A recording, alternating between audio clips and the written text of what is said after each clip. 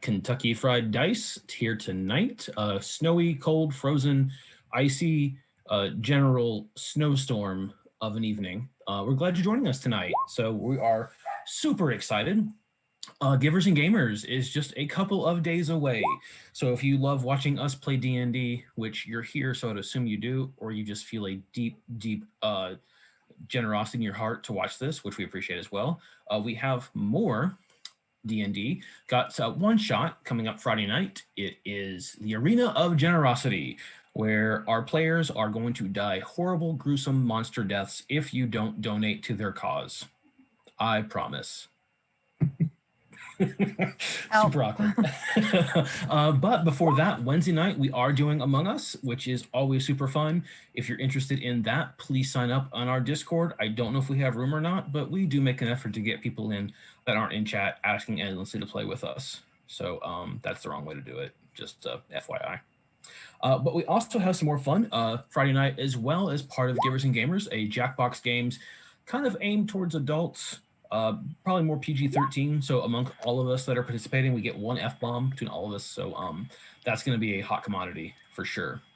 We're not going to have an F-bomb, I hope. It's for charity. So yeah, but it has been doing great. We have say that. I say that now. That's right. No, I'm talking about my own charity streams. So yeah, if you haven't already, check out Burger Bun streams. She's been doing art to raise money for this same Givers and Gamers. It has been so much fun to watch. The art is absolutely top notch. She did a drawing of Blue and Ray on a boat and just completely nailed it. Those dogs have very different personalities, and she got them both just 100%, just perfect. And you also did my cat in front of a fireplace.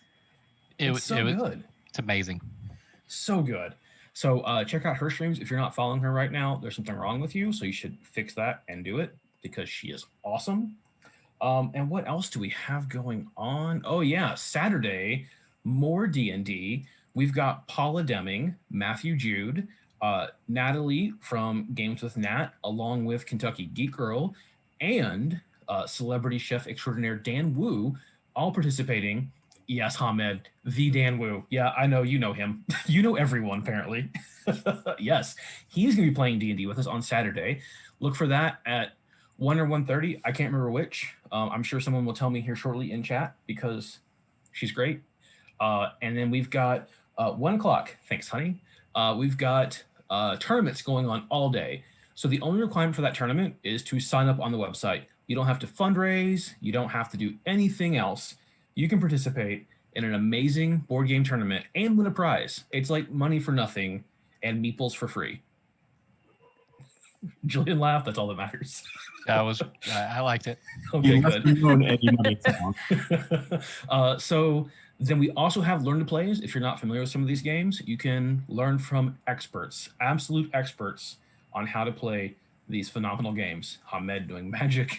I mean, next year, for sure, we'll have you headline one of the evenings of Givers and Gamers Entertainment. Out of magic. I learned to snipe. How to magic and impress women. That doesn't work. I've tried. Wish I had a rabbit right now. Anyway, can we move on? Oh, we can. And then Sunday is the family day. I'm sure I've missed a couple things for Givers and Gamers. It is jam-packed, just full of events. So check out the website. That's coming through on Nightbot, because Nightbot is awesome, given the schedule.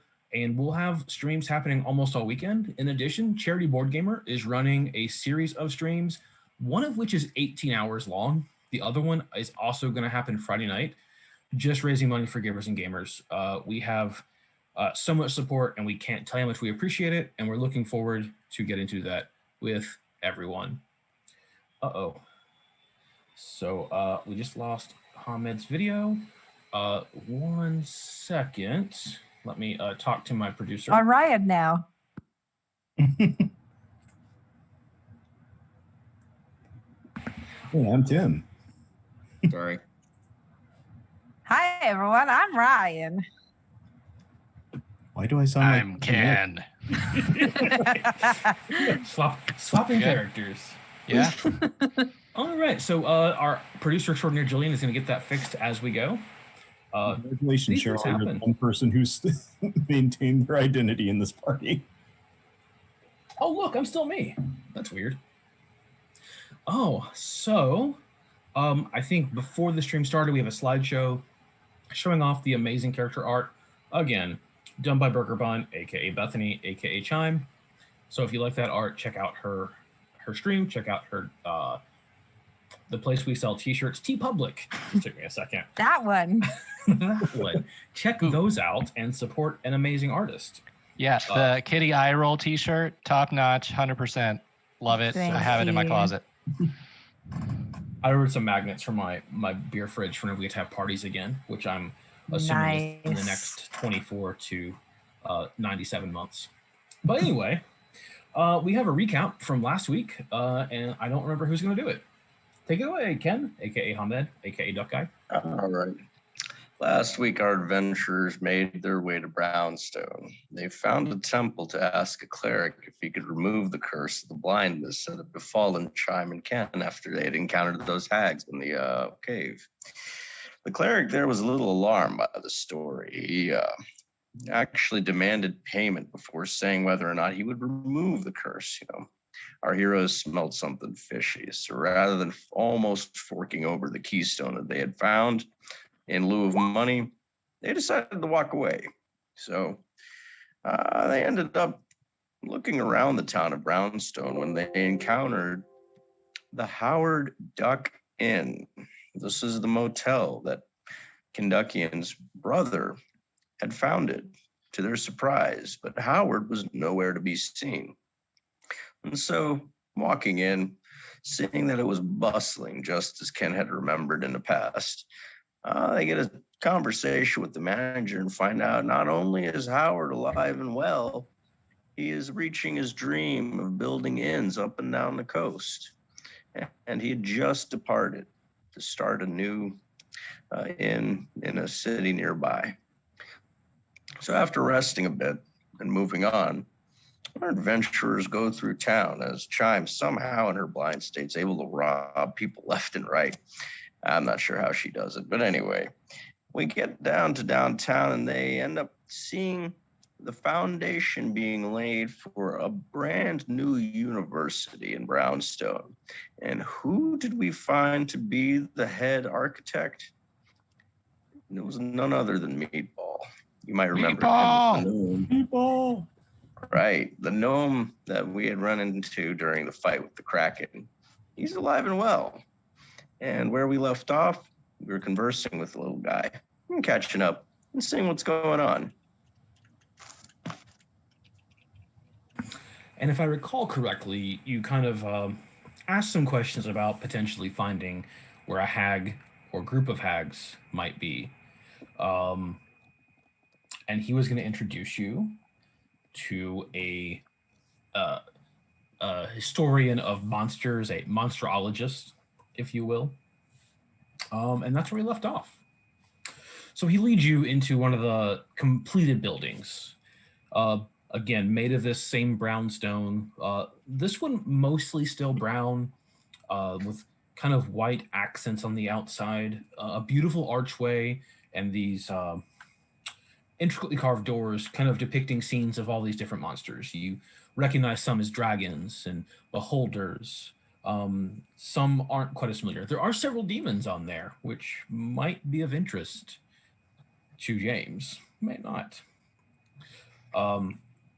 It's a tile roof, the pretty steep slope, and entering the building, it appears just very practical for a university. Smooth stone floors. The entryway is not like a spacious foyer that you might expect, but almost leading directly to halls with stairs going up to the second floor. But what really strikes you is it's mostly empty. That maybe they're kind of planning for the future. Unfortunately, Chime and Ken do not see this, but it smells like learning. You got that going for you. Oh, good. And Meatball excitedly, his office is just over here. Just come on, let's go. And takes you into Meatball. Yeah. This historian of yours better not make some joke about introducing us to his ex-wife when we ask about the hags. Oh. Well, I make no promises. He's quite the character. I don't know if he was ever married. He seems like the type that maybe shuns marriage and doesn't really care for the establishment. Let's just keep going. Okay. Forget I asked. Right. It's hard to forget you sometimes, Ken. You're just so fluffy. Okay, let's go, guys. Lead you into a small room right off the main hall, and it's just already somehow in this like brand new building, just dusty and just completely covered in notes and books and vials of untold disgustingness, liquid with eyeballs, and maybe that's a spleen in one of them, and that's definitely a small brain in another. They're covered in cork, so there's no like smell coming out. And somehow just like the busy dust of just stuff constantly being moved never has time to settle, so the air itself just kind of sticks to you. Mostly the smell is going to be of like old books, kind of the sea air, which just never seems to escape anyone in this city. Behind a desk, his head down, is a large green half-orc. One tusk prominently coming out of his mouth. The second tusk broken off to the side. They're both like under tusk pointing upwards. Studying some type of manuscript, and then other just small ornaments of monsters, little sculptures of just various creatures. And he looks up, gets a big smile. Oh, Meatball, what have you brought me today, friend? Meatball just grins. He says, these are my friends. I told you about the Kraken, and the orc's eyes get real big. Oh, such a good story. I've learned so much from you. Oh yeah, well, these are my friends, and they survived the Kraken too, and we were on a boat together, and please don't mention your ex-wife because it would make the duck really mad. I don't know if you've ever been married. We never really had that conversation before, but I'd like to have it with you sometime. Maybe we can go at the end and have some drinks. But anyway, they have some questions for you about hags. But again, if you mention your ex-wife, one's going to get angry, and I thought it'd be really funny, but I don't think they have a sense of humor sometimes. Also, they can't see, so whatever hand gesture you're making right now is really inappropriate. Okay, bye. Who has the sausage? With that, Meatball just kind of scurries out of the room, giggling like a small child. What's this orc's name again? Well, hasn't given it to you yet. So the orc, half orc, you think, it's hard to tell with the lineage exactly, stands up. It's a solid 7 feet tall, just solid muscle kind of bulging through his kind of scholarly robe that's fitting a little too tight, but he's working it. Rilo, he extends a hand out. To who? Nice to meet you all. So, you need to hear about hags, huh? Is there a reason? Certainly hoping you're not looking for trouble with them. Chime wants to take off her blindfold. Just kind of like point. Oh my! He kind of at first taken aback and gets in a little closer. May I? May you what? Just investigate. I've never seen it up close. I'm gonna assume that Chime here doesn't want you to touch it. Oh. Wait, please. Yeah. Do I have a Tam? Are we psychically connected still? We're always psychically connected. That's what friendship is all about. Tam, can you please tell him don't touch? Like, he can look at my eyeballs, but like, don't touch my eyeballs. Hey, don't touch. Okay, I won't touch her eyeball, but what about the area? He kind of points. His finger's very close, but not touching. You see, like the blackness that's kind of like veiny and receding down towards like other parts of her. Can I touch that Tam, part? Can you tell him that no, I don't see that? Okay, I hear you. I hear you. Like he can touch that. Just don't touch my eyeball. I'm just saying, how can Rilo even see that when both of the afflicted people have feathers covering all of that? The feathers, I just have this a little bit last time. The feathers are kind of receding where it's just like bare bird skin at that point. Ooh. And then with that bare bird skin, the blackness is kind of, and it doesn't seem like it's spread since you all first noticed it. It's just in that same area. Okay. Yeah. I'm trying not to describe gross things like the hags again. That didn't seem to go over super well. Okay. He's yeah, I hear you. I'm a stranger. I get it. Cool. You can look at mine. Oh, thanks. I can touch. Is that cool? Just don't poke. What about a little scraping? Fine. Oh, great. He reaches back on his desk for a small, like, metal hook, and gets a glass vial and attempts to scrape a little bit, and it doesn't come off. It's just kind of stretchy. He's like, oh, well, okay, well, I'm not like you have like this black, kind of veiny, disease-looking section around your eyes now, and the feathers have kind of receded, where it's just like crispy duck skin. And like this. It's a necrotic hemangioma. You're going to need a punch biopsy. Oh no, I don't want to do that. I don't know what could happen. But it's okay. I appreciate you all being here for learning and what we're gonna call science. Okay, so so first thing first. How many are we dealing with? 3. Oh. Okay, I'm hearing 2 and I'm seeing 2 and hearing 3. I thought he meant 2 people with the curse. Oh no! I thought you meant 3 hags. My apologies. My questions were not clear. First rule of academia is to make sure your questions are clear so there's no misinterpretation. Meatball taught me that. He is quite the little character, isn't he? Okay. Can we move on? From Meatball? I'm never moving on from Meatball. That little guy, he's a friend to the end, I tell you. If I was on a boat with him, I'd never abandon that little guy. But anyway, guess not everybody can say that. So, how many hags are we dealing with? I said 3. Thank you. Oh boy. Oh boy. He kind of takes a second, scans a bookshelf in his office, looks, and pulls one out. Leather bound, very ornate again, and flips through it. Now, according to research that I have procured, 3 hags form a coven. That gives them extra magic and is generally advised against breaking up. Because it's really dangerous. So let me go ahead. I'm gonna form a hypothesis and ask you if it's correct.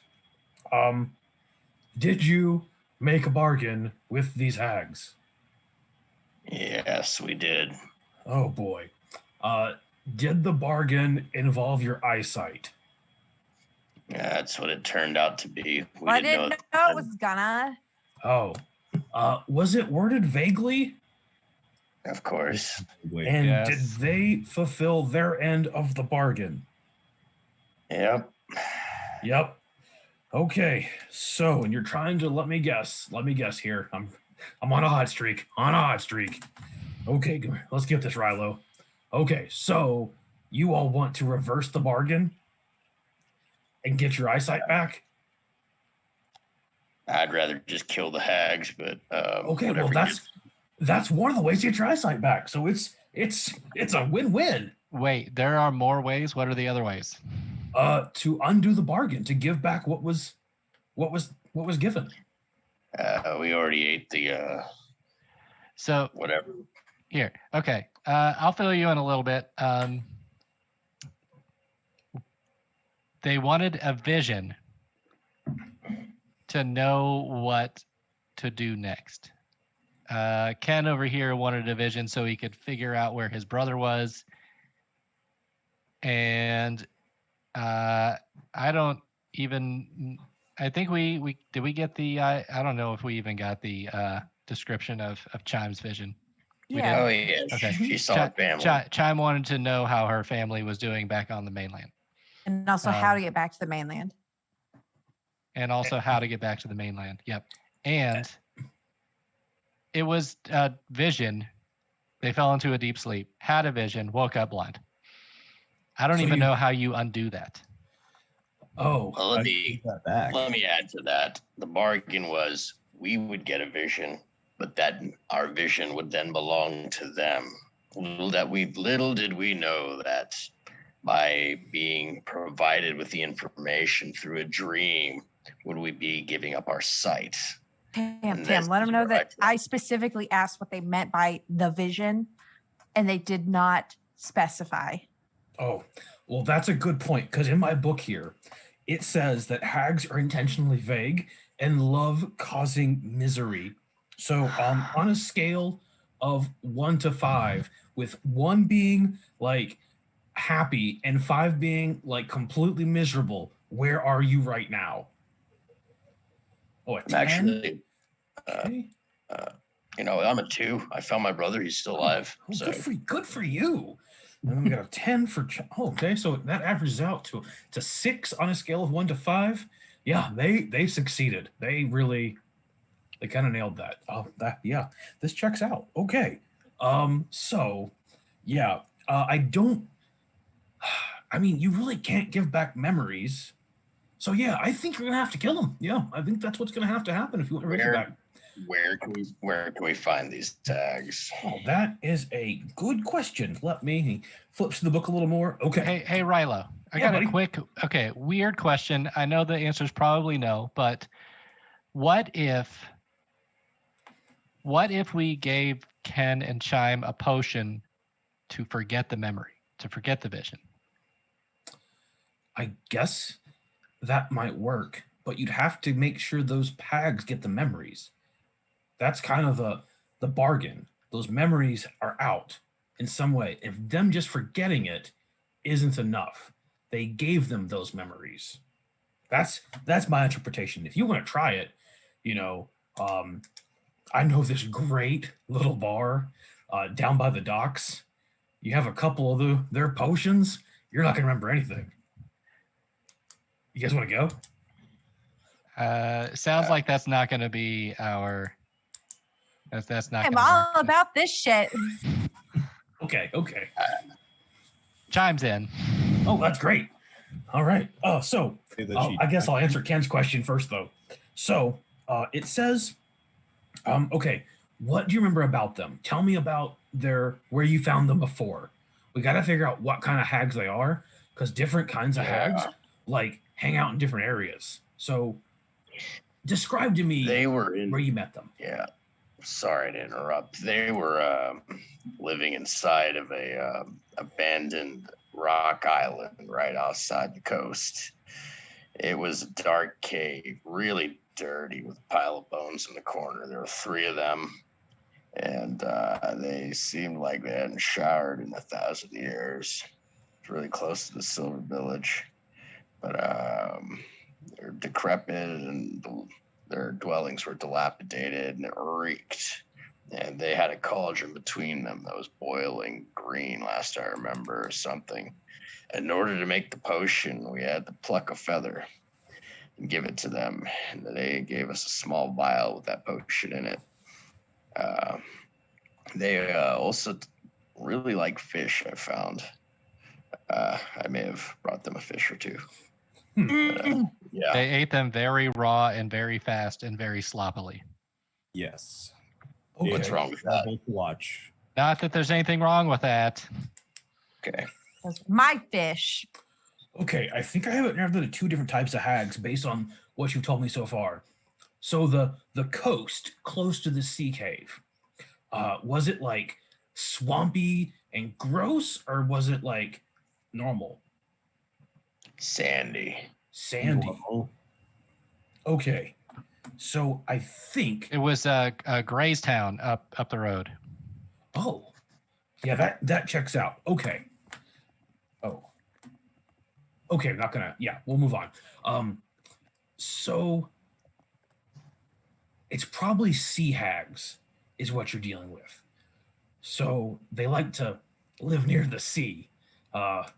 Big shock, right? That's why I call them sea hags in the business. Yeah, thank you, Professor. Oh, hey, no problem. On that.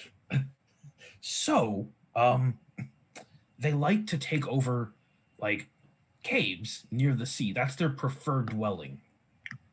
Unfortunately, with this area being mostly unexplored, we don't know a ton of those. But here's the thing. They don't normally like abandoned caves because, like I said before, they want to cause as much misery as possible and take something away from someone. Just ruin it. That's kind of their thing. So I don't know exactly where they're going to be, but they're going to be in a cave, and it's going to be right along the coast, typically with access directly to the sea, so they can escape if need be. Like if someone takes a bargain, it's going to come back to kill them. That probably happens a lot in their line of work. Could you ask them for me if you find them? Just ask them how often that happens, because that would help my research. Yeah, sure. Okay, great. Looks like we'll Wherein have lies the problem. We couldn't find them again because we went back to the cave with the full intent to kill them. We went back to the same cave. That was the problem. We should have been looking for another cave that they've escaped to. I think that's our plan. That's where we need to go back to the harbor and run a shuttle or something to go search for them. And I need a poison. I need to find a place to give me a small vial of poison. What kind of poison? A poison, the kind of poison that kills someone if they eat it. Oh, I got you. Let's see. Wait, why? Please don't say the same bar that you were going to take us to. Oh, no, I probably have some poison here, but I need to know why. Because you're going to use it to kill, like, a person. I'm not going to be participating in that. Because, I'm going to kill the fucking hags. What do you want? Oh, that makes sense. You're going to make them eat this? Okay, I'm going to sure. make them eat fish. Sure, that makes sense. Yeah. Let's Our see. fish I get to lose out on. Yep. I'll catch you another. Calm down. Ah, you gave away my fish. Yeah, let me see. He looks over on his like many vials. Ingestible poison. Yeah. I mean, I don't know if it's gonna kill a hag. Hags are really strong, but it gives you a very small vial with a kind of a very thin yellowish greenish liquid in it that seems to just cling to the edges of the vial and slowly dissipate down. Yeah, you can have this. You want nothing for it? I mean, I asked you to get some information about the hags for me. That's a fair trade. That's indeed a fair trade. I'll see what I can do. Yeah. I mean, that's just something we found in some type of weird crab creature on the beach, but I can get more. Pretty sure it's poisonous. Right. Philo, Pretty sure. Okay. Hold on. We need to make sure that this is like actual poison. You want to test it? Here, Chime. No, excuse you.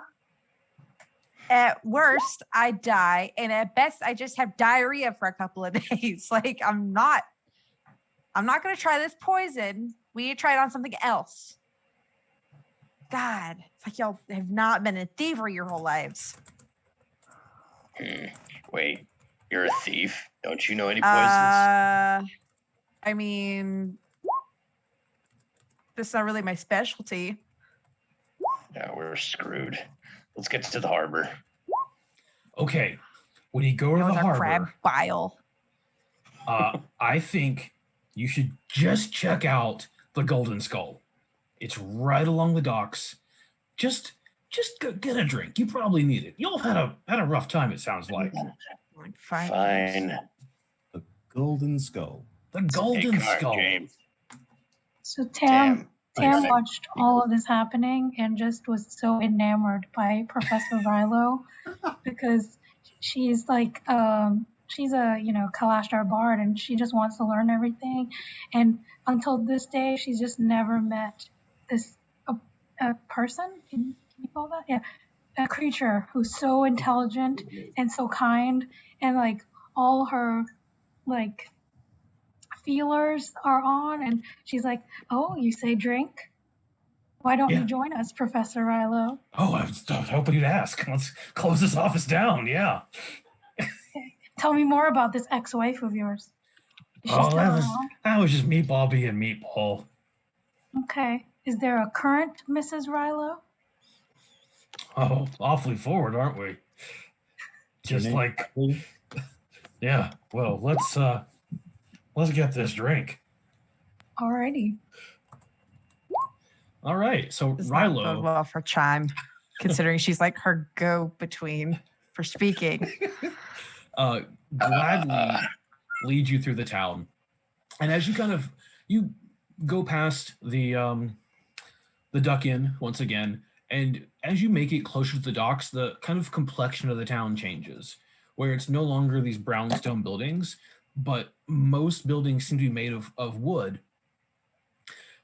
And they're all made of almost like uniform planks that don't quite fit together just right. Lots of like bends, and the bends seem to be very consistent, as if they just took ships that once they got here just broke them down and used them for building. And at first you're like, is that happening? Maybe that's like a mollusk on the ship. Maybe that's, some weird railing. And then you go to this inn that is literally just the front half of a ship propped up, and a sign outside that is just painted with a gold skull. It's just the front half of a large ship, even just bends up. You can see the bow. The mast has been cut down. A crude door made mostly out of curtains, and from outside, it's kind of the antithesis of the Duck Inn. It's not classy. It is loud and rowdy, even in like the early afternoon, as you can hear just sea shanties being sung, just glasses clinking together. Rilo is like, opens the cloth door, bows a very crude bow. Milady, after you. Me? This is absolutely Chime's kind of place. Chime feels right at home here. Place is charming. Yeah, charming. Oh, I'm glad you like it. Let's go on in. Just one drink for me. I'm in the middle of some very important academic work. Tam's eyes just light up at the sensual words of academic work. Tell me more, Rilo. Tell me more. Hey, Rilo, what do you know about demons? Oh, what kind of demons? Any of them. Big I demon, little want demon? whatever you can tell me to help me kill demons more, I am down for that. Well, you should take my demonology course being offered next semester. You would be my only student, and I'd be so appreciative. So, yeah, we were like, let's make a place of learning. And then turns out a frontier area doesn't really care about learning. They're kind of worried about survival. So, yeah. But yeah, you should totally take the class. It'd be great. You kind of got a little demon in you? I mean, is it the smell or is it the horns that gave it away? It's both. Okay, so technically, someone way up in my lineage made a deal with some devil or whatever, and I was born this way after generations. You know the name I of knew it. Wait, devil, demon, which one? There's a difference, and the difference is all the difference. I am not comfortable talking about this yet. Okay. Well, you know what makes people more comfortable to talk about things? The bartender, 6 Hey, grogs. What do you recommend here? I think What he kind of recommends grog? the grog. Yeah, the grog. What about the swill? If you want it like that, that's fine. But I already ordered your grog. I'll take it. Thank you. All right. Cheers. To beautiful friendships and the death of those who look to do harm to the world. Yeah, into whatever is happening between you and the little one. Which, oh, that one? Hey. So Time is so uncomfortable. That is so uncomfortable at that moment. So, Professor, what exactly do you teach at the university? I teach about monsters, but mostly I research because not a lot of people care about monsters. Research? Oh, so much research. Oh my goodness. I used to be an adventurer, but I had an Let me guess. incident. You took an arrow in the knee. You're really close. It was a manicore spine because monsters don't shoot arrows. Yeah. Yeah. You had me at research. Oh, you had me at being alive. Not a lot of women out here. I think Tam's going to call you alive if you mention P values. Tam, take it from a married bird. Don't just jump for the first person you see, please. As Granted, this place is fucking banging, but this guy's kind of a nerd. I think I he's get it, delightful. nerd's your whole thing, but He's a come nerd. on. But he's a nerd. Karn is just watching you're a the screen nerd. unfold since Chime's speech isn't audible to the rest of us, so to him it just looks like she's angrily squawking. Yeah. Damn. As your group is having a lovely conversation, Karn, you feel a gentle tap on your shoulder. Turn, there's a bald male human wearing just decrepit robes that are just barely clinging onto him. Brown robes, similar to that of what your order would typically wear. Around his neck is a pendant, one large circle with 3 small circles inside of it. The very same pendant your order gave to you as you left. And you've noticed it just kind of peeked out from behind your clothing. Sorry to disturb you, my friend, but I see he holds his pendant out to you. We are one and the same. As you might expect, I've hit hard times. I apologize to your friends. I hate to take away the jovial occasion that you are most certainly experiencing right now, and I will not be long. But could you spare anything? I've faced many hardships trying to build our order over here, and it has not been good. I am certain you are trying to escape for a better life, but I cannot give up the precepts of our order. So anything you could spare, anything at all, would be most appreciated. I've heard this bit before. I'm assuming we all hear this, right? You all. He's not whispering by any means. Yeah. I'm going to do an insight check on this. Sure. I'm going to flip him 1 gold coin. Thank you. You're Here, most old-timer. gracious. That's how they get you. I wasn't 13. aware that any of our order came to this continent.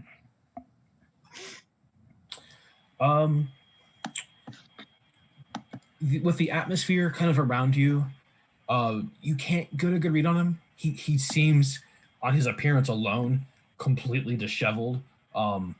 There's a distinct odor about him that is by no means pleasant, but you can't quite place it. Yes. I left. I don't remember seeing you at the monastery. I left towards the beginning of this great adventure that we called colonization exploration, thinking a second branch of our monastery would only do good and spread light throughout the realm. But of course, things have been hard. Did they send you for me? Are you here to help? No, And thank you, gracious duck, for your donation. Don't mention it. no one sent me anywhere. I won't lie, I didn't leave the monastery necessarily under the best circumstances or with what's the word I'm looking for? Permission? So no, I'm afraid not. I don't I don't know who you are, good sir. Oh, well, I am Epix.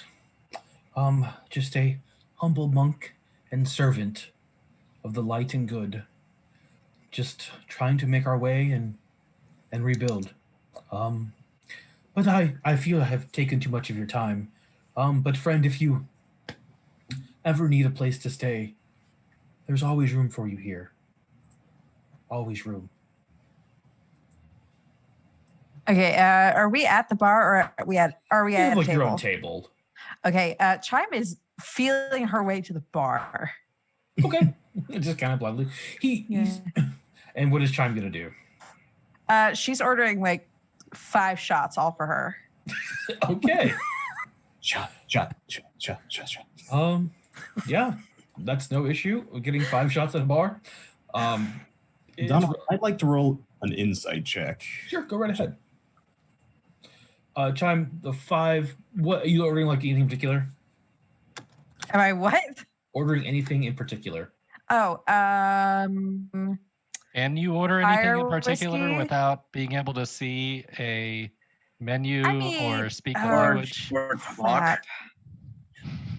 Just go. She can like spell it out on the bar counter.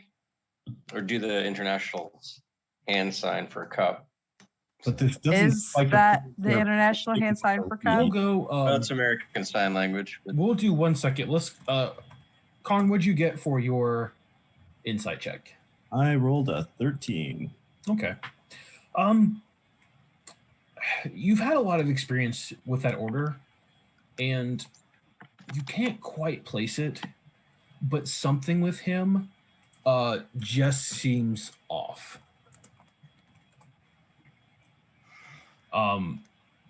Everything he is saying is 100% correct, and all of his mannerisms seem right, but just a little something, and you can't quite place it. So, Epix, you said you came here at the early days of the colonization. Who charged you with this mission to establish another branch? Much like you, my friend, I didn't have the blessings of our superiors, but the heart called to me, as it does, and all I see is greed and avarice in this town. If you look at the Temple of Piaget, he does not seek to heal or to help. He seeks personal gain. That is not what we need. When I attempt to help people, I do it out of the kindness of my heart, and you see, I am living in poverty and squalor, so much like our order would like to do. At this point, Tam is very intrigued by this fella. He seems real smart. Tam is intrigued by everyone. Hello. So she like saunters up next to him and just goes like, "Tell me more." Oh. Can Chime hear this? Can Chime hear this from the bar? Yes, you can hear it from the bar. I'm ordering like 2 more shots. All right. He kind of looks at you, gets a little like grin on his face, and then looks at Karn and says, "Oh, my dear, I have sworn off the pleasures of the flesh. I have found true salvation." And he, Karn, give me, actually everyone, go ahead and give a perception check for me. Do I have advantage or disadvantage or nothing? You're at the bar, so you're excluded. Okay. That's fine. And Ken, you also have disadvantage. Okay. I rolled a 13 on my perception check. Okay. Shut the bar, I frying rolled my a brains 9. out. Okay. 18. So it looks like he's trying to be kind of sneaky and hide this from Karn and everyone at the table, and he's just not sneaky in the least, and gives almost like an exaggerated wink towards Tam. Just but those pleasures are not something I do anymore. I only wish to serve those. But I fear I have taken too much of your time, and your other guest seems to have left. So I shall take my part. And again, sorry, friend, I did not catch your name. It's Karn. A strong name from a strong order. But tell us your name before you leave. Still Epox. Full name. I want to know everything. Fear I must go use this coin I have gathered for good.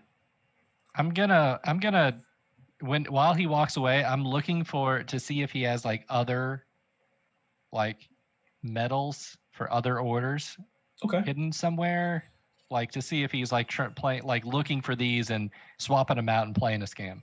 Sure, go ahead and give me a perception again. Is that perception or investigation? Still perception. Investigation would be like if you were like actively kind of getting in his business. Hey, let me check that. Sure, I'm just kidding. 17. You're able to kind of like, as he leans, you get a good glimpse of like hidden into his robe, and you only see this single pendant around his neck, and don't see anything else that would lead you to believe that he's pulling a scam like that. Okay.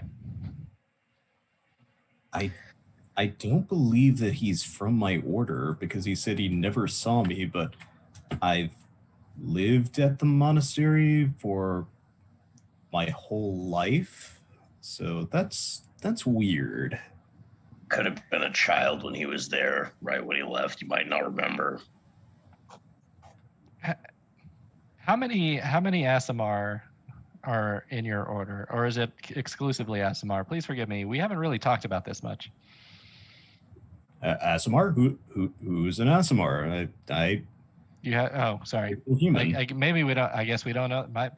Exclude that. Hey, so would you be mistaken for anybody else at your would you blend in at your order? Would you stand out? Just curious. I did tend to stand out a little bit. I mean, I'm in my 20s and I have silver hair and red eyes, so yeah, I could have stood out. The only other people with silver hair were usually people about 50 years older than me. Okay, so you definitely, if someone was there while you were there, they would definitely know who you were. Yeah. And you were there long enough that you probably knew everybody who was there. Yeah, I mean, I've been at the monastery since I was an infant. And how long have you been gone? 6 months, maybe?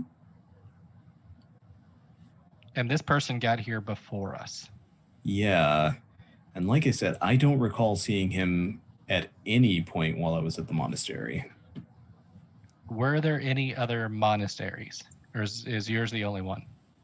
Mine's the only one. The order is just centralized in one location.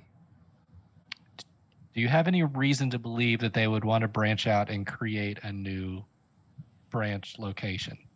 Not really. The Order of Yantir is pretty, I wouldn't say reclusive, but they don't tend to branch out much from the one area that they're in. Self-sufficient? They are pretty self-sufficient. I mean, we have good working relationships with the nearby villages, but that's about the extent of what branching out we may have done. Hold up a second. Karn, I think you may have lost the opportunity to ask about your parents from that guy if you really knew them. I just don't know. He might have some answers, but at the same time, I have no reason to believe anything he says. Chime wants to saunter back over, kind of slap Karn on the back and say, "So you're a bastard." Well, actually, Chime, for you, while you're at the bar, doing your shot after shot, go and give me a Constitution saving throw. Shit.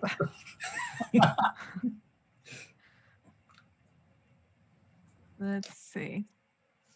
16. Okay, you have a serious buzz, but you are still able to walk at this point. But you overhear a discussion of they just came in. There's 3 of them. They killed everyone.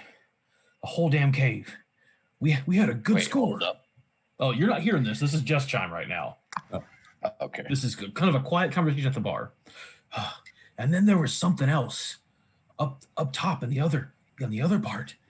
And I could hear it roaring and screaming, and the screams of our friends. I don't know to tell, but it scared me. I can't go back. Chime able to locate like who's talking? It's a guy right next to you. It's a hushed whisper to someone else next to him. And the guy's sweating, even telling the story. And his friend's a little drunk and seems kind of indifferent. Kind of a dick move.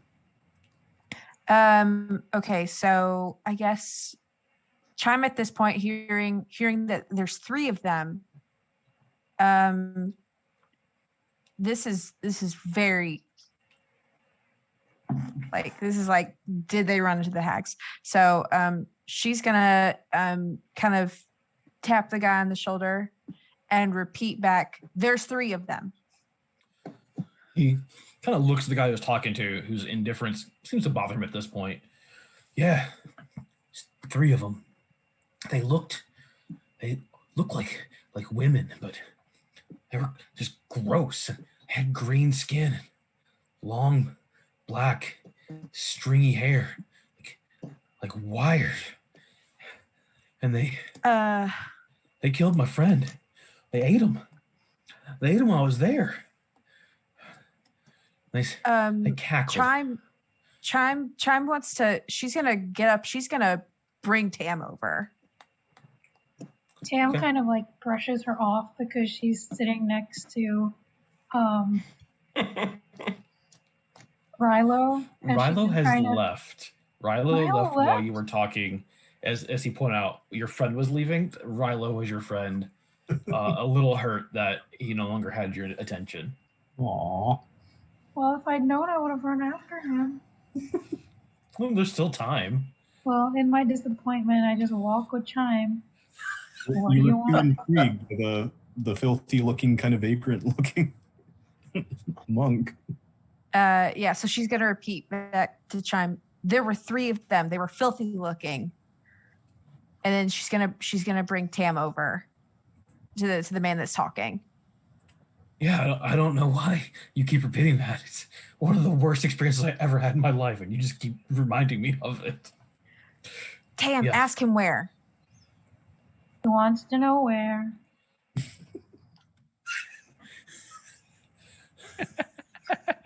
Where are they? Oh, I don't. Slaughter. Why? That's okay. We had a cave, and we'd go out and we'd loot the shipwrecks. I'm not proud of it. But where is the cave?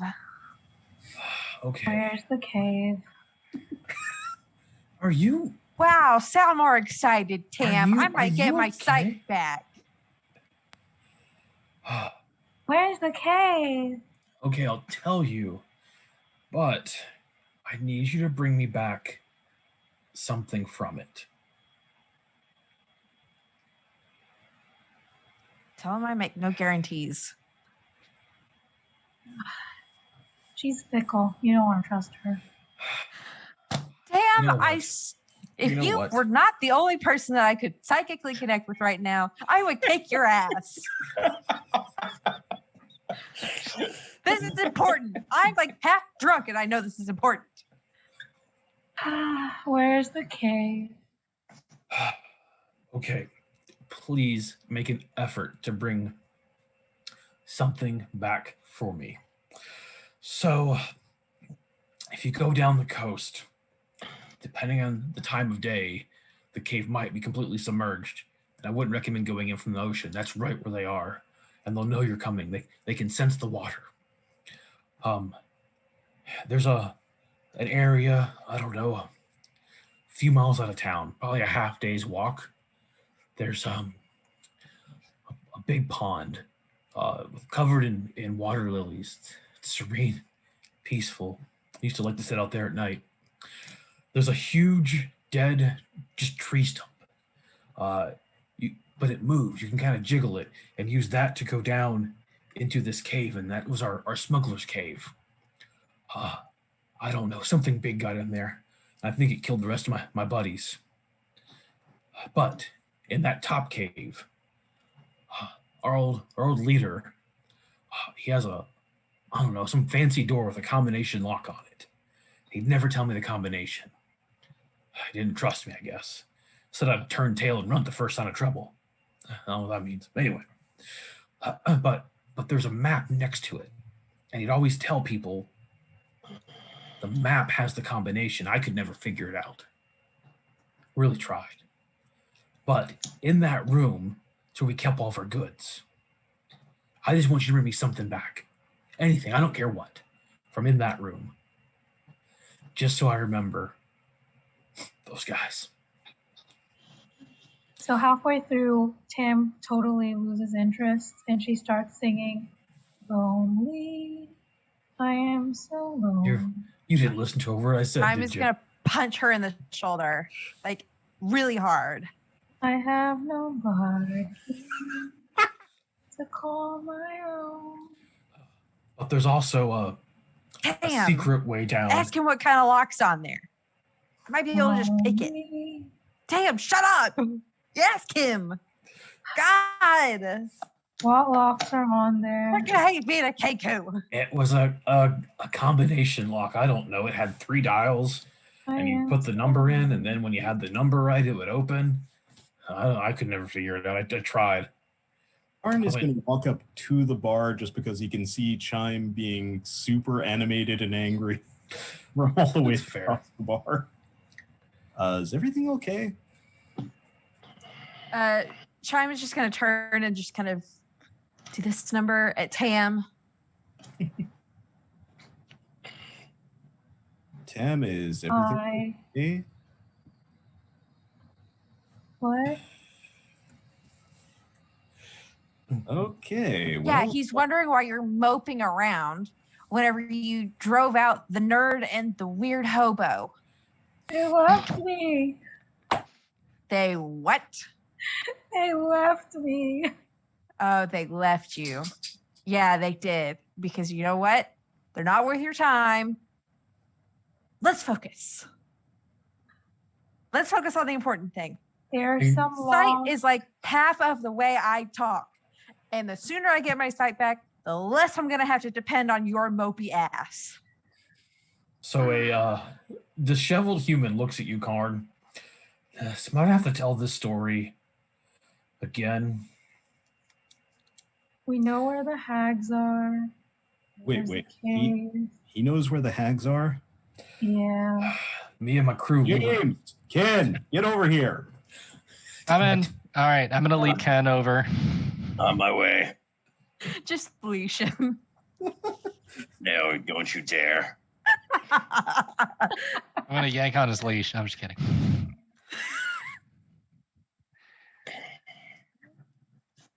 I Yeah, knows where yeah. All the... right, we make it over there. I lead him by the shoulder. Okay, no problem.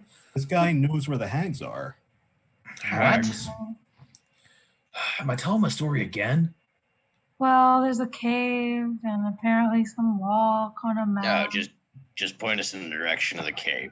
We'll be Chime on our way. wants to take her blindfold off and gross out the guy. Oh my God! What happened to The hags. It was the hags. what hags? There were these 3 like monster women. That are those hags? Yeah, That would be probably. We're gonna go kill them, and hopefully these 2 idiots will get their. Sorry, these 2 will get their sight back. Sorry, I'm so frustrated that you drank the damn potion. Damn, tell him to shut the fuck up. Okay. Quiet, James. So can I talk to you? Are you normal enough? Look. Yes, I have not had Yes. anything to drink, unlike what I can assume this Kenku has had. The guy with horns is the most normal one among us. Go ahead. And Fine. Mopey McMoperson over here. Okay. I recommend going in through a log next to a lake covered in lily pads. It's very peaceful and serene, and I really like going there. However, sometimes at night there's these demon lights that'll attack you, but you'll be fine. Okay. Yeah, I don't know what to explain. Demon lights? Yeah, these lights that attack. We avoided them. If we saw them out, we just stayed in. It was fine. Okay. My boss had a secret treasure room off the main room. Cool. I would like something brought back. I don't care what. Just anything. So I remember my old friends. What's your name? My name is Stom. All right, you got a deal. We'll see you here at the Gold Skull, whatever this place is called. The Golden Skull. If we don't die. Well, yeah, if you die, I won't see you, but I couldn't hear you say that because you're a Kenku and can't say words to me. You see what I did there? Oh, wait, you didn't. Yeah.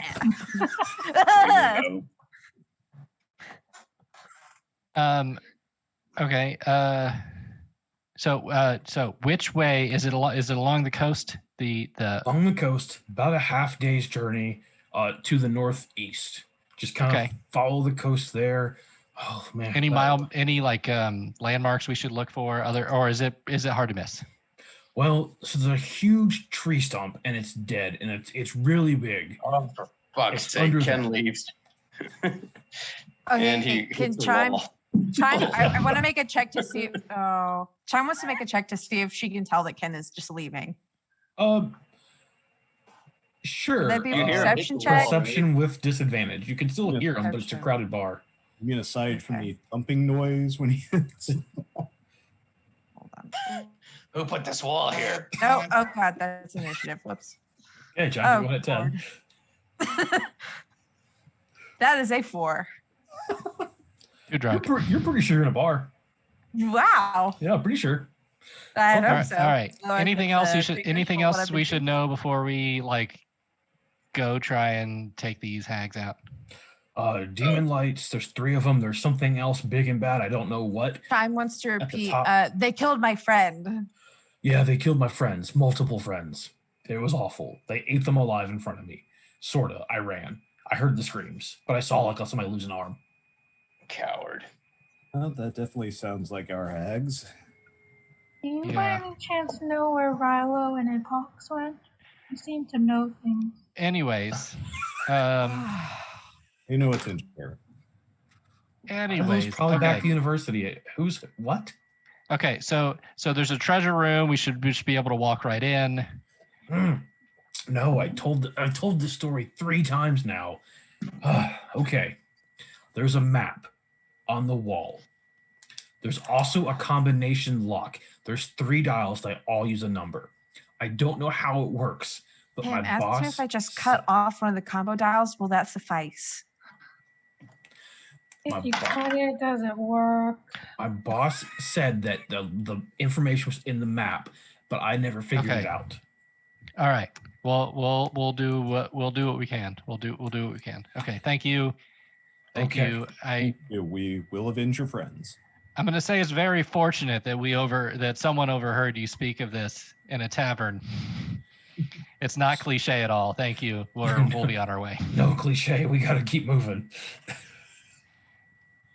All right. Is Chime staggering behind us? Little. I don't know. Am I? Little wavy. Not quite staggering, but she kind of got some sea legs, and the sea's not moving. So. And I'm sure her sense of balance is so much better now without her sight. So much better. Just 100%. Chime All is right. living it up. So it's mid-afternoon. If you were to make this walk, based on what he told you, and you're a little slower going because your party being differently Being abled, what, Donald? being blind and a little drunk, a little tipsy, you would probably Heartbreak is the truest form of pain. you would likely get to the area he's describing around midnight. Are we walking along the coast? Yeah. Let's go. I'm ready. It doesn't matter if it's dark out because I'm blind anyway. Valid point. Hold on, I'll be catching fish. Yeah, and put your crab bile on it. Yeah. Yeah. All right. All right. So, after several hours of walking, the sun goes down. Not that some of you can tell at this point. It's so funny, Donald. It's getting really sad when you're not blind anymore. If that ever happens, at this rate. I'm sure they can feel the heat from the sun. The I'm heat sure dissipates. It's a cool evening. I'm sure and, you can feel sun warmth. Oh boy. Make it to this area you believe he described to you earlier. Kind of see this pond just full of lily pads, some very large, with huge flowers, pink and yellow, some small, just the constant sound of frogs ribbiting and bugs flying around. Seems to be a very bird just left me. It's kind of lots of plants and small animal life. And So Tam sees the lily pads and the flowers, and she's just so heartbroken. She starts to sing "Kiss from a Rose." beautiful song. Some of the areas are a little sandy that you can kind of make out. Who has night vision? Can you remind me real quick? I have dark vision. Dark vision. That's Perfect. the same thing. Yeah. Ken has nothing. Ken can't see. Yeah, no vision.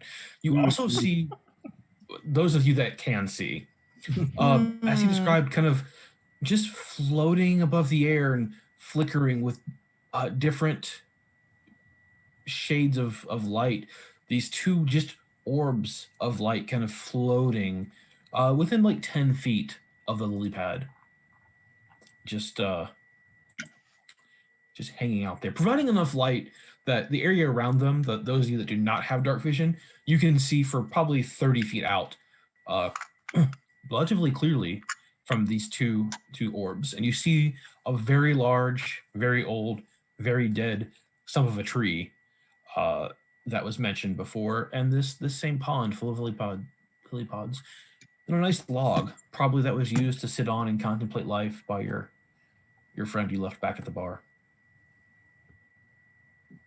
I'm ready to charge right in.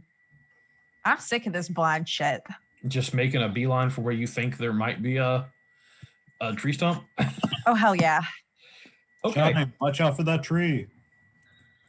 Watch out for that tree. Watch out for that. Give me a survival check with disadvantage. Oh no! I love this. Only good things can come of this. 4, which is a nat 1. Cool. So Cool. at first, you all are like kind of surprised that Chime is going right for the area like right towards this tree stump.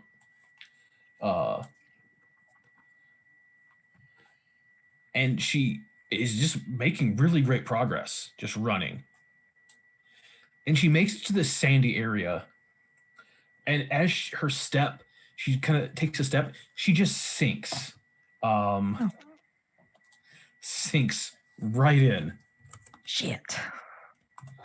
A full 5 feet in. And how tall is Chime? Oh no! Oh god, let me check.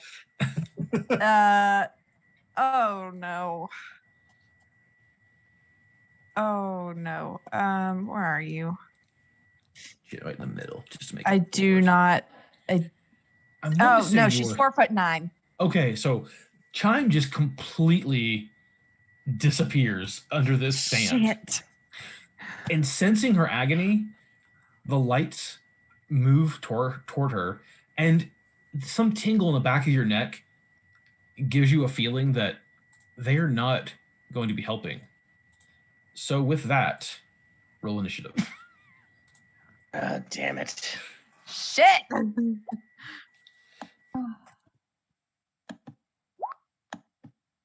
Well, shit. I'm not getting my skill bar. Are you clicking on your token? Yeah. It's not coming up. That happened to me. I'll do it the old-fashioned way. Okay.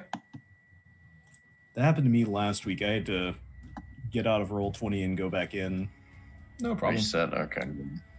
I'm not going to do that now. I'll just do it the old-fashioned way. Yeah, it's no problem. Okay. 6. So. Gotcha. All right. So with initiative rolls, we have the strange lights going at 24, Tam at 11, Ken at 6, James at 6, Chime at 5, and Karn at 2. You guys are like really taking initiative today. Uh-huh. I know the bad jokes will never stop. That's just part of this. Why we love you. How you Yeah. tolerate me? You're like Ray. Sorry, I wasn't fully prepared because I didn't know if we'd ever get to this point today. What? We're You're not. welcome. We don't over exposition everything. Hey, whatever makes you all happy, because this is all about having fun. Well, you took away the loves of my life. And I so- did not mention Oh this my earlier. God, My Tam. God, damn. Chime doesn't even want to be rescued anymore. Yes, I do. Yes, I do. Do we just need to take you to the Silence version of Hot Topic? I actually want to mention this on stream because I think it's really important for D&D games. I've added a new macro for all of you that you should see when you have your token selected, and it just says stop in big letters. What that you should use that for is if something is making you uncomfortable, it'll whisper me directly to know that whatever is happening should not be happening in our game, because as always, this is a safe place for all of us and for all of my players. I just want to point that out. That's something that I should have done at the very beginning. So if at some point you guys need to use that, please do it. I want to make sure that everyone is comfortable and at all times in this game. Anyway, so with that, Chime is completely submerged and is holding her breath, which is really fun to kind of whip those rules out. So let me pull up the other thing, because there we go. What is their speed? There we go. This light, seeing that Chime is now submerged, doesn't have anything to do with that, I guess, and just whips over directly in front of Tam and is going to shock you. Makes an attack as a little bit of electricity kind of shoots out. Luckily, doesn't affect you at all. The second one, realizing it can't quite make it to anyone else, is still going to make an effort to shock Chime, even though Chime is mostly under the sand, so it's going to have disadvantage on this attack. And Chime, just, you can kind of feel the static as it might affect you, but maybe because you're under the sand and a little buried, it doesn't quite bother you. One might say you're grounded. You guys are awesome. I'm real sick of Chime being the butt of the joke. And also, I can feel your heart sinking. We're all birds of a feather here.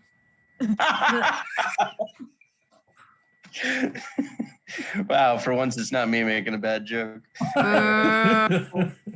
Love it. I'll be here all week. Like literally, this is all we're doing, is streaming this movie. Thank goodness there's a pandemic. Moving on. Tam, you're up. All right. Because she is just like feeling all her feelings and she's just so really, really sad. Tam decides to cast, now let me get the name right, Thunderclap. Okay. Shit.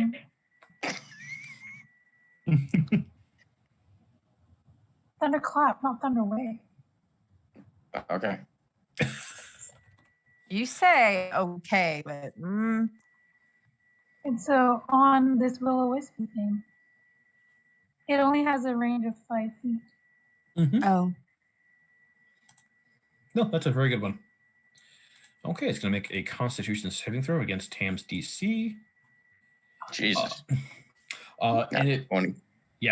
gets a natural 20, so is not affected by your thunderclap at all, as a huge sound of thunder just echoes throughout, echoing off the top of the pond and throughout the area. And at that point, all the subtle animal sounds you heard, the birds, the frogs, the bugs, all just seemingly stops as they realize something is going down.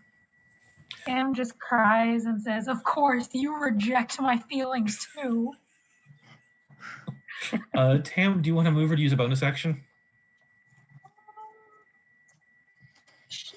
Can I attack? That was your attack. That was your action, was Okay. casting that spell.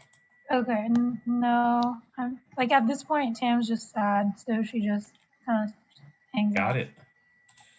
Ken, you're up next.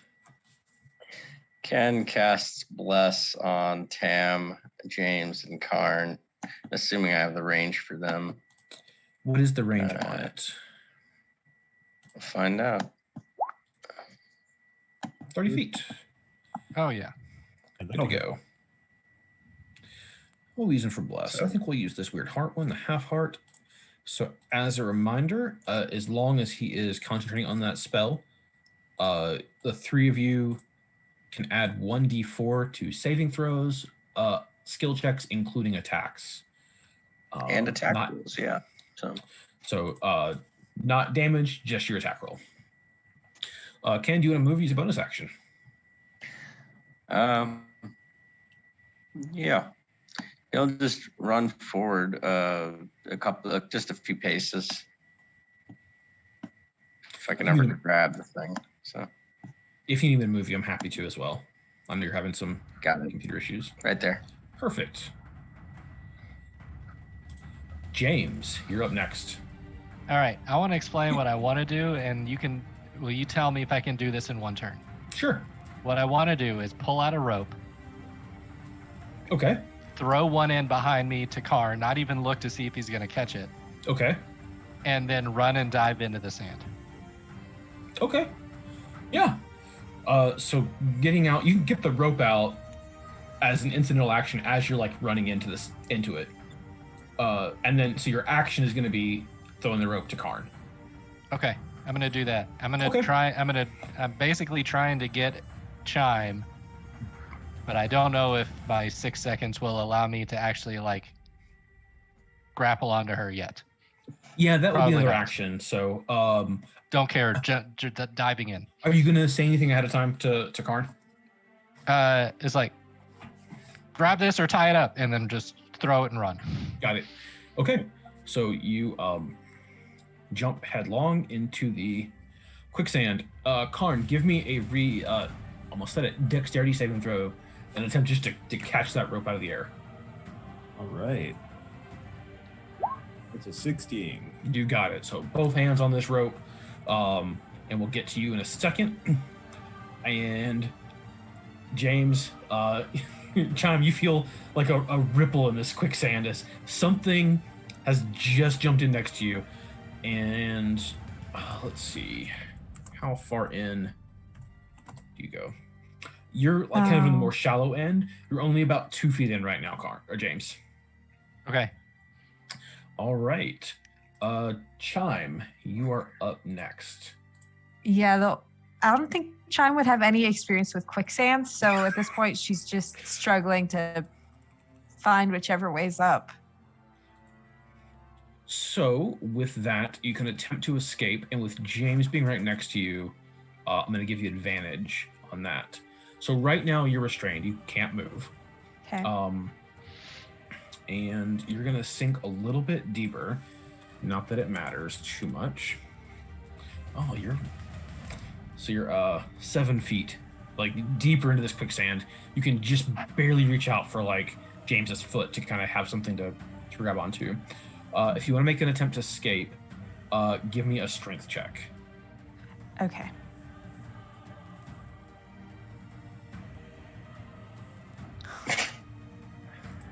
Two. Okay.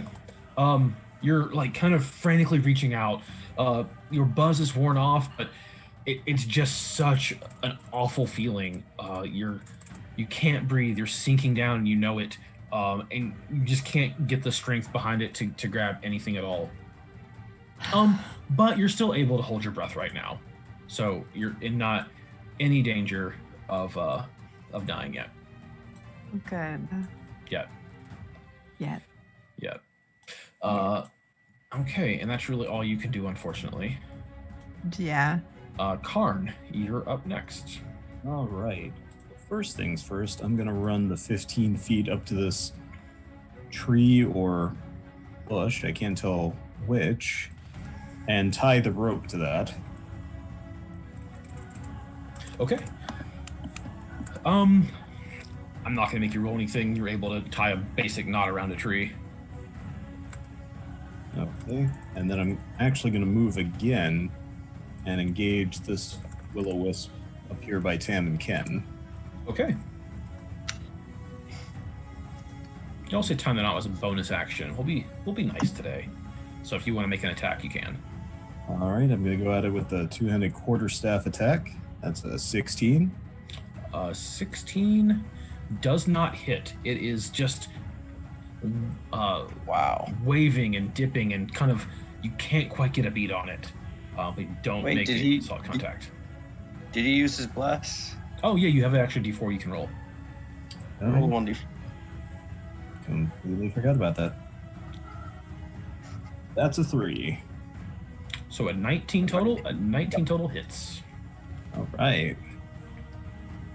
That's for 4 points of bludgeoning damage.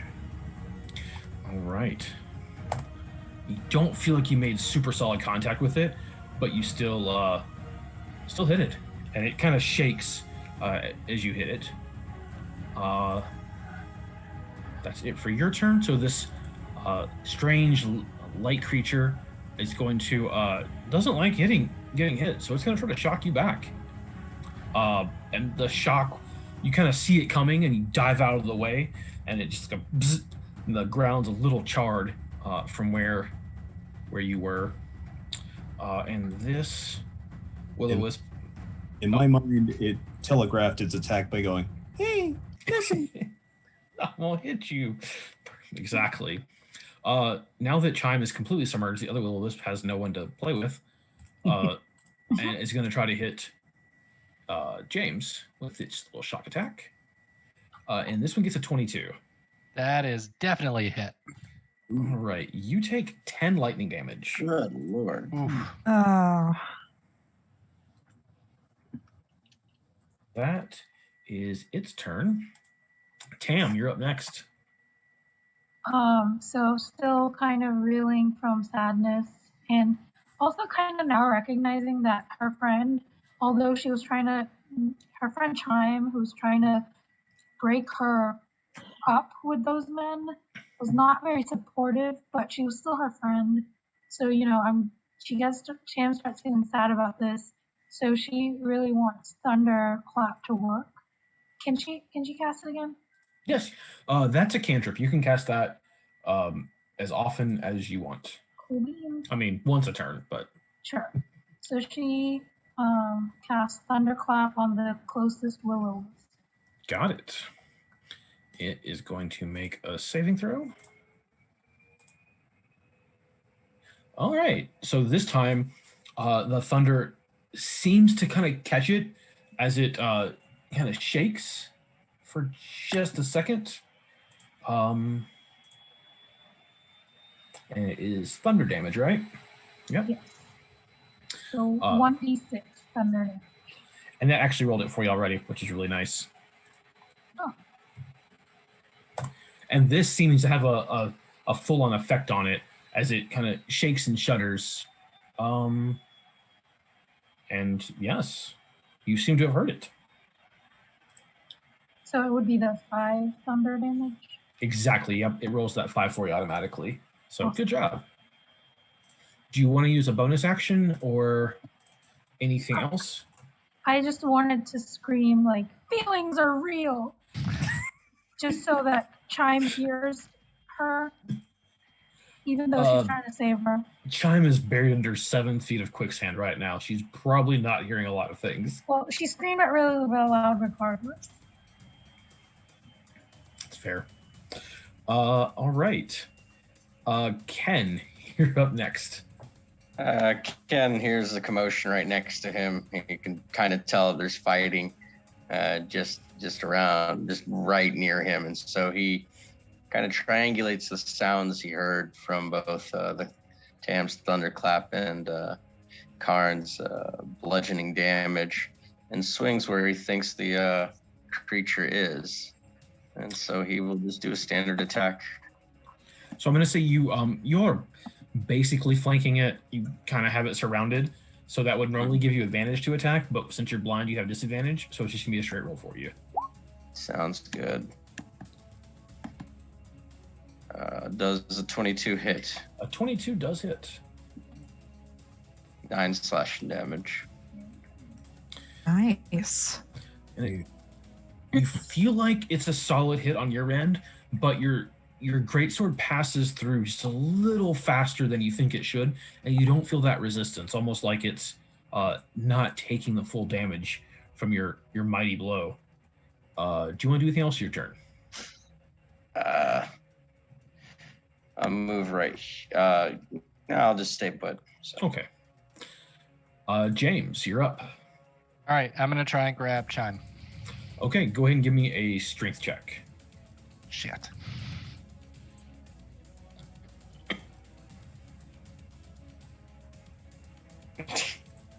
Five.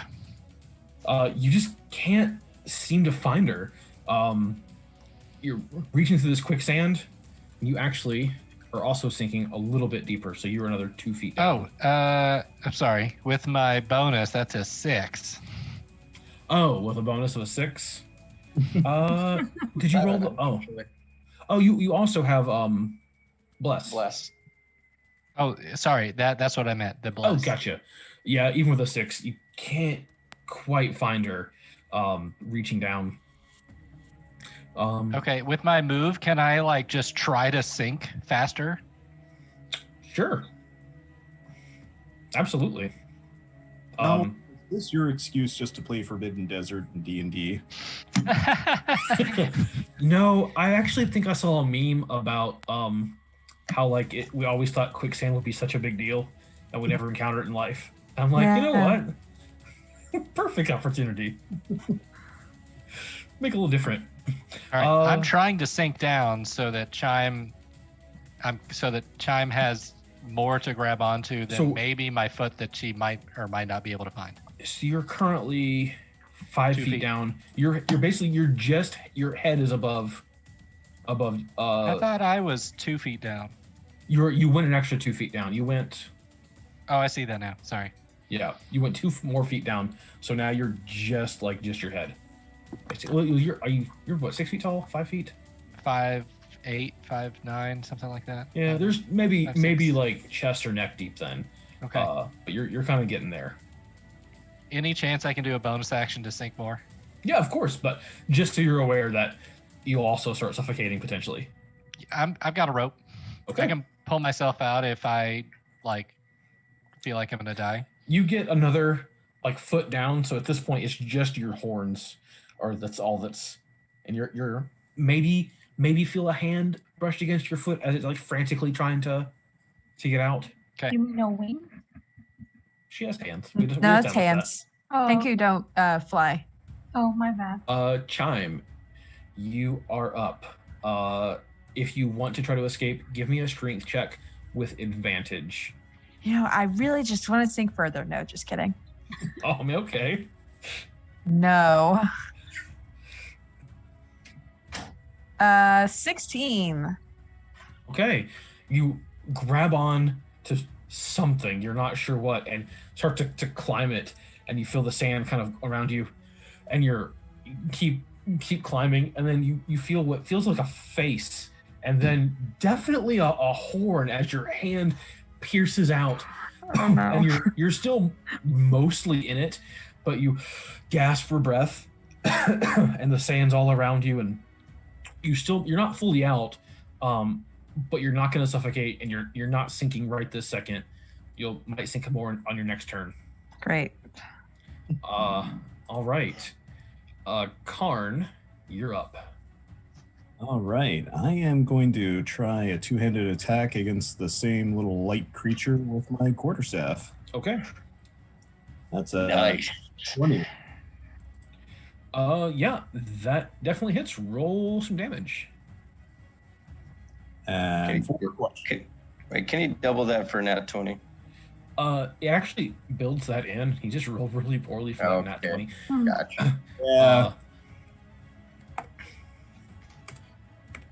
But I will go with it avoids the resistance this creature has because he has such a poor roll, and seems to make solid contact. It almost has that baseball sound of like as he made solid contact, and otherwise it would be going yard, but it's still there. And starting to, the light itself seems to dim just a bit as it's not looking like it's in great shape.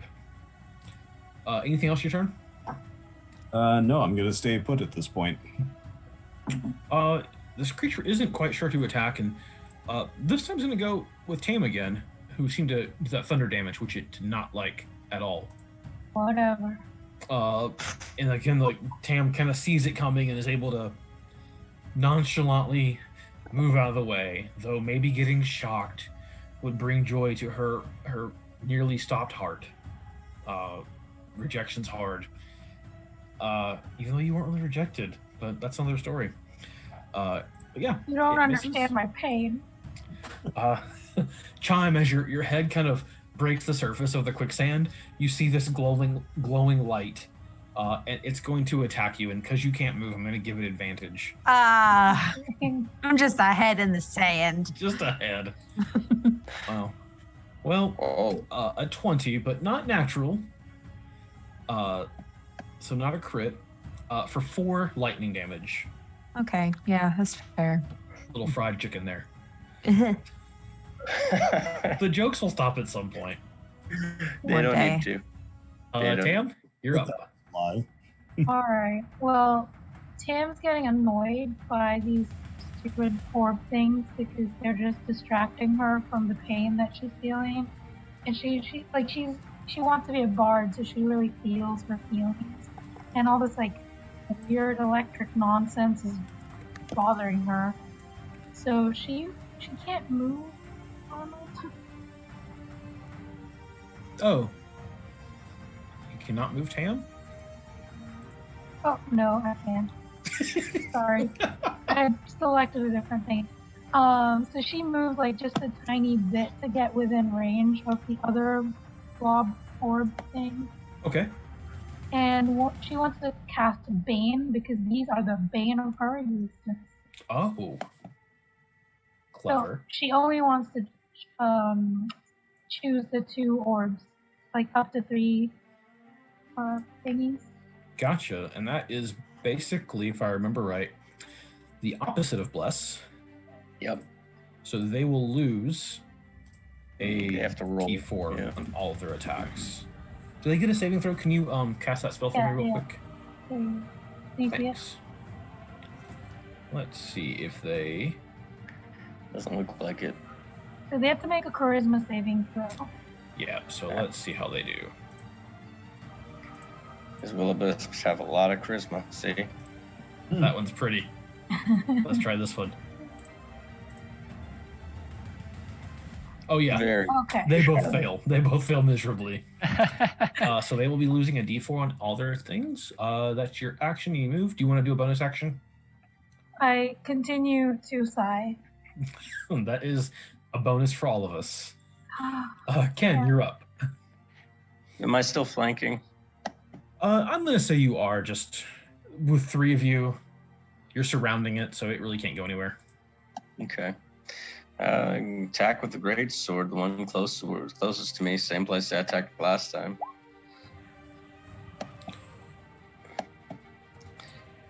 12, does that hit? A 12 does not hit. Okay. It's- My bonus action, I don't know, I stay put because I can't see what's going on, so. Okay. James. All right. So I assume that Chime is now You feel some hands less. kind of climb your body, go against your face, and then kind of grab onto a horn. Oh no. Very sorry. All right. So I'm gonna try to surface as well because I assume that this is Chime and that she's probably in better shape than me right now. Okay, go ahead and give me a strength check. 13, Add your bless. 14. Is it You- is it +1 or 2? It's a plus 1d4. Roll 1d4. It kind of varies. Just how blessed are you? Yeah, basically. 1. Not very. 14. 14. You're unable to make any progress, but you also don't sink any further. You kind of just treading sand. Let's see. That's my second turn under the sand. It is. Okay. Do I? You're fine. Okay. Everyone can hold their breath for at least 30 seconds, and so it's been 12 seconds. Okay. Chime, you're up. Okay, so I'm just ahead in the sand. I just got zapped. And I'm What is not this, Final sure Fantasy by VII? what. I don't think I've gotten to that point yet. Spoilers. Game's new. Spoilers. Gosh. Okay, so I've just been shocked. I don't know by what. I know that there's can I like just feel the horns in front of me, like just on the top of the sand, like not a head specifically? That's all you feel. It's like horns and then sand. Okay. Well, one of the horns is diagonal, by the way. Yeah. I mean, I drew them. I'm aware. Can I try? Okay, this is gonna sound really awful, but I think Chime would try and pull you up by the horns. Yes, you can try to help him get out by pulling up his horns. But since you're like mostly still in the sand, number one, you'll have disadvantage, and number two, there's a chance you'll sink. Oh crap. You're right. I am just ahead. Then in that case, I want to get like at least my arms out first. Okay. Can I struggle to do that? Yep, go and give me a strength check. And I do actually still have the inspiration from last time, so I'm going to use that. Okay. So if you're not familiar with D&D, inspiration gives players advantage, which means they roll 2d20s and they take the best result out of those two. I got a 16. Okay, so with that, you're able to like kind of pull out of the sand, and you're able to actually like crawl enough to be outside of the sand on the map there, in whichever Okay. square you want to be in. So on this map, just anything that's not covered in sand. So like moving. Would you see the rope coming Here, out or- and attached to the? You wouldn't see anything. Wouldn't that fuck? I'm blind. You could go there that you were going to, but Okay. if you do that, Will-O-Wisp would still get attack of opportunity against you. Just be aware of that. Yeah, I think she's gonna do that just because she's not sure where anything is. No, for sure. A 15. My AC is 14, I believe.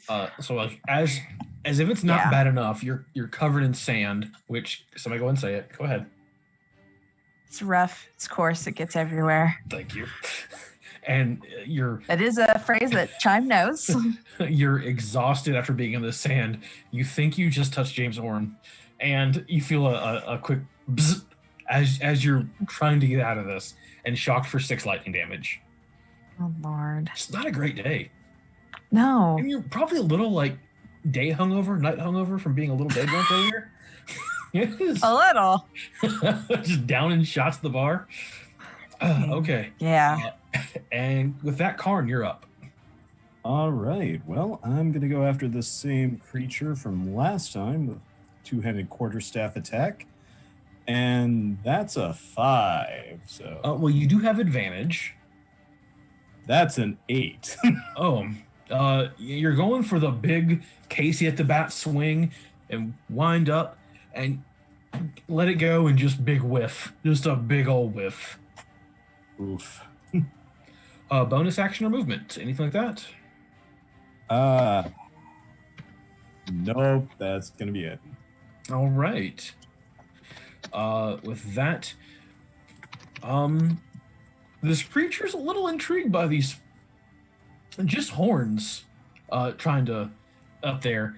Is going to try to shock just the horn, but since you're mostly buried in sand, it's going to have disadvantage. I know the rules for concealment are a little different, but we're just rolling faster tonight. Gets an 11. AC's 13. No dice. No shocky shock. The other Will-O-Wisp, mostly ignoring Karn now, is going to try to shock Tam. Gets a 19. Don't forget, you're the bane of my existence. You take... Oh, I'm sorry. I did not do the Bane. That would be Bane. 17. Does that still hit? Probably. It does, yeah. So 11 lightning damage.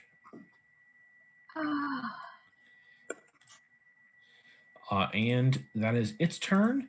Tam, you're up next. Well, Tam's getting just more annoyed as this whole battle commences because she just wants to be sad, but her sadness is turning into anger now. And so Hold on.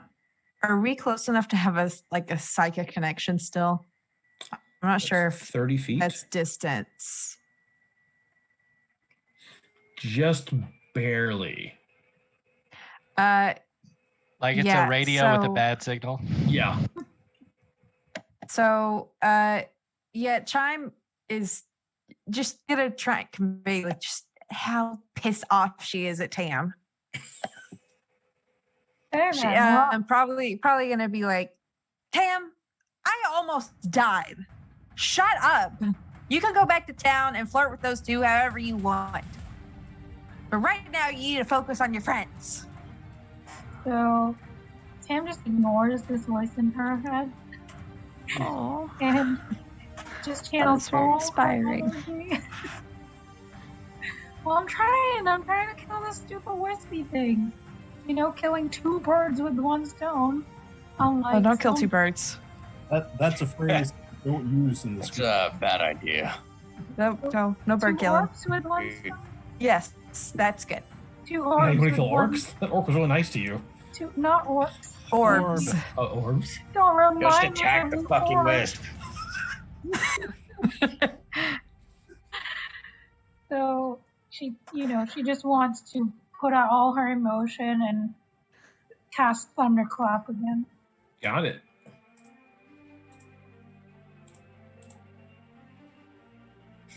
And this would just not make it save. And it's the light just barely visible, even though it's pretty dark out here. Still there, still just barely flickering, as if it's almost out. Anything else, Tam? Not yet, but everyone can start to sense that her musicalness is gonna come out soon. Uh-oh. Oh, So- good. Everyone just knows that something's coming. Oh, good. The electricity in the air is not from the will-o-wisps. right. The music, psychic energy is out there. It's great. Ken, you're up. Ken takes a swing where he thinks the will-o-wisps are again. So Right.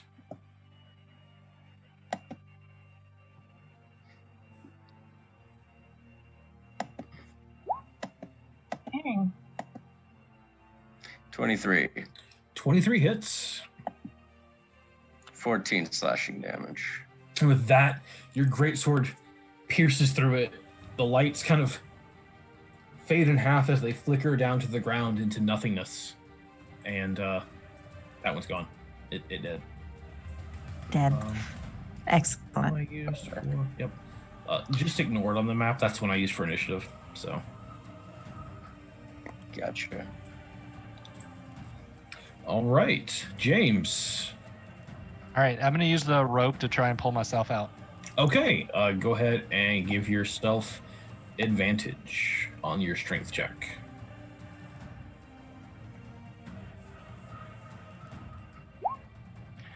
$18. And you also get your bless. I mean, you're fine. You're able to use the rope to pull yourself up. 20. Dirty 20.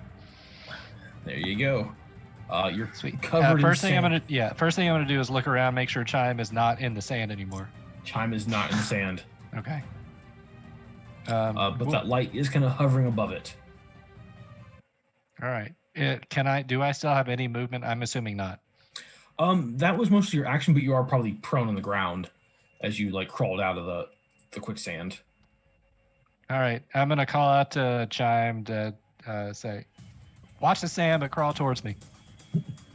And He's not watching much of anything. figuratively speaking, of course. So do I have enough movement left to stand to try and Yes, you stand? do. Sure. Okay. I'm gonna stand up and get ready to jump in the way if the will-o-wisp goes at Chime. Chime, you're up. Yeah, I guess Chime's gonna try and crawl towards wherever she heard James. Okay. You have excellent hearing, so you're able to pinpoint the location, and as you're crawling, you can kind of keep your hand out and feel for sand as opposed to like the grassy area, and you don't have any issues doing that. So. Okay. So I kind of Velma, wear my glasses, my way over to James. Yeah, you run into a bush, but it's fine. I mean, like, I imagine I could, like, stand next to the bush. Oh, yeah, you're totally fine. Karn, you're up. All right. I am actually going to move over here. And Through the sand, right? Through the sand. well, no, diagonal first and then moving. Okay. And then I'm going to attack the other will-o-wisp with my quarterstaff again. Nice. That's a 22. That hits. Roll damage. That is 6 bludgeoning. All right. It does not seem to like that at all. It actually dislikes it so much. It kind of just fades. Just fades from your view. And you sense just through hearing that it is moving away. So you can make an attack of opportunity against it, but you'll have disadvantage because it's invisible and you can't see it. Well, you know what? I will make that attack of opportunity. With disadvantage, that's an 11. Okay. And a few moments pass and you guys are able to do what you want, but the light doesn't come back. Maybe it's intelligent enough that it realized that it was not going to win. Is everyone all right? At this point, Tam's like music energy comes out and she just starts singing, "I'm a survivor, I'm gonna make it." I don't know the lyrics, but essentially just realizing those two men weren't worth it. And like she almost lost her best friend in all this turmoil. Chime, just in case Chime forgot. And she just starts like singing and like grooving because she's scared. Yeah, I'm gonna help Right, Chime. Tam, why don't you Chime tell out. him how I feel? How I'm doing? How you doing, Chime? Why don't you tell Ken how I'm doing?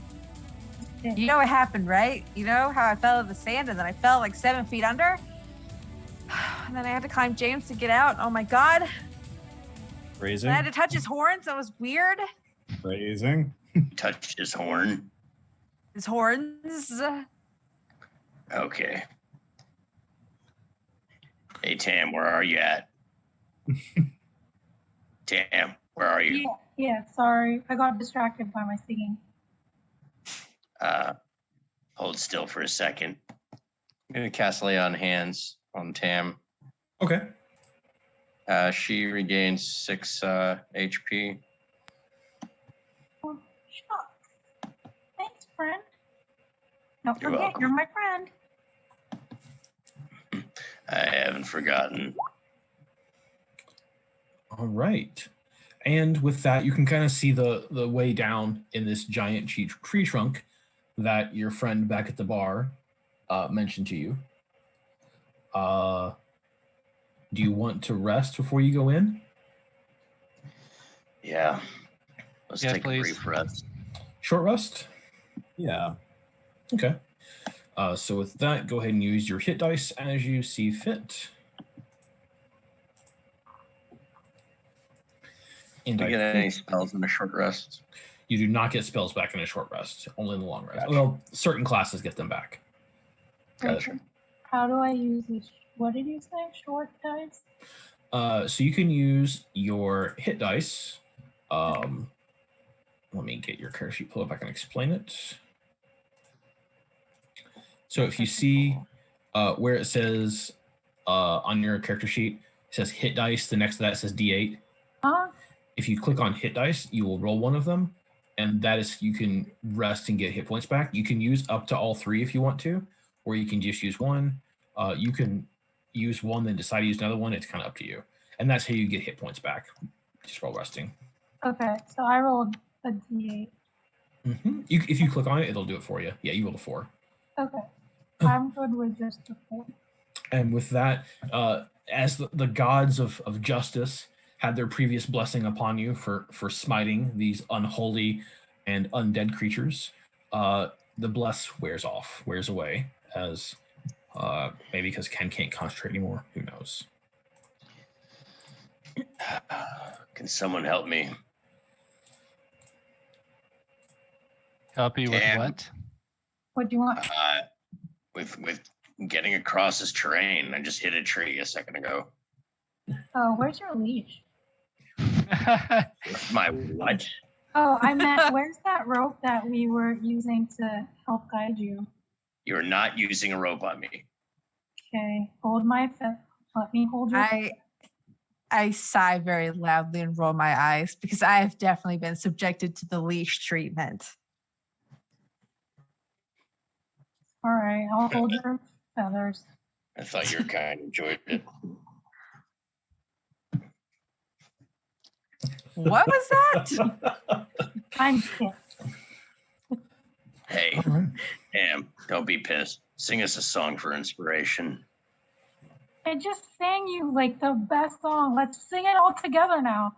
We are All together now. All together now. All together now. All together now. All together. I said the best song, but I didn't hear Piano Man at all. I'm just kind of like, this. Like, there's a little shrug.